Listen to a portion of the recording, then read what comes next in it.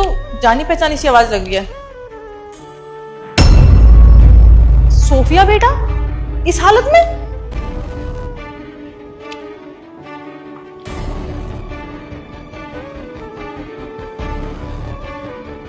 बेटा बहुत तेज भूख लगी थी। हाँ दीदी, कल से कुछ खाया नहीं है। पर तुमने कल से कुछ क्यों नहीं खाया? मतलब तुम्हारा घर नहीं है क्या? और इतनी ठंड में तुम यहाँ पे लेटी हो इस हालत में? दीदी ठंड तो लगती है, बस क्या करूँ, मजबूरी है। लेकिन बेटा ऐसी भी क्या मजबूरी, जब मम्मी पापा है तो तुम घर जाओ ना, उनके साथ रहो तो तुम्हारा ध्यान रखेंगे। अरे नहीं नहीं दीदी, मम्मी पापा तो हैं, बहुत लंबी कहानी है, आप जानकर क्या ही करोगी। बेटा प्लीज मुझे बताओ, मुझे तुम्हें इस हालत में देख के बिल्कुल अच्छा नहीं लग रहा। अभी तुम्हारी उम्र ही क्या है, इतनी छोटी सी जान हो तुम, और ऐसे रोड पे। दीदी आप इतना पूछ रही है तो बता ही देती हूँ। मेरे ना पापा भी थे और मम्मी भी थी, हम लोग बहुत खुश रहते थे। फिर मेरे पापा की डेथ हो गई, फिर ना मेरी मम्मी ने दूसरी शादी करी, और जो मेरे नए पापा थे ना, उन्हें मैं बिल्कुल अच्छी नहीं लगती थी, वो बहुत गंदे थे। मेरी मम्मी ना किसी काम से बाहर गई हुई थी, तो उन्होंने ना दूसरी लड़की को घर पे बुला लिया। तब मैंने बोला लेट्स हैव सम कॉफी। पापा ये कौन है? ये गर्लफ्रेंड है मेरी। गर्लफ्रेंड? आप मम्मा को धोखा दे रहे हो?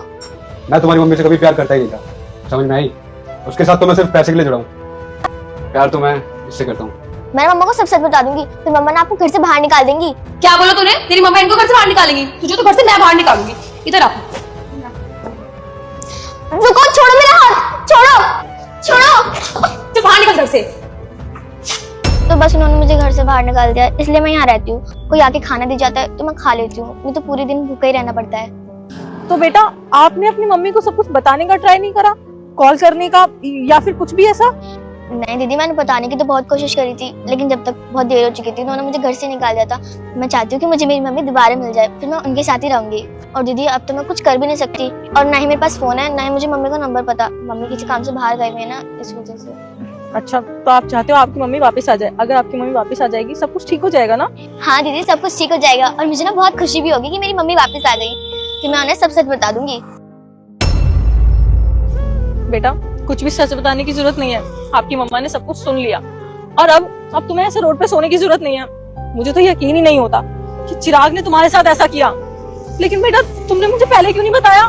बेटा मुझे देखकर इग्नोर मत करना, मैं दुर्गा माता हूँ। आज तुम्हारे घर 2 घंटे में खुशखबरी आने वाली है। बस तुम वीडियो को लाइक करके चैनल को सब्सक्राइब कर दो, और जाते जाते कमेंट बॉक्स में जय माता दी लिख देना। तुम्हारे साथ इतना सब कुछ हो गया? मम्मी जब आपने शादी की थी तो मैंने आपसे बोला था कि ये अच्छे अंकल नहीं है, लेकिन आपने मेरी नहीं सुनी, और देखो आज क्या हो गया।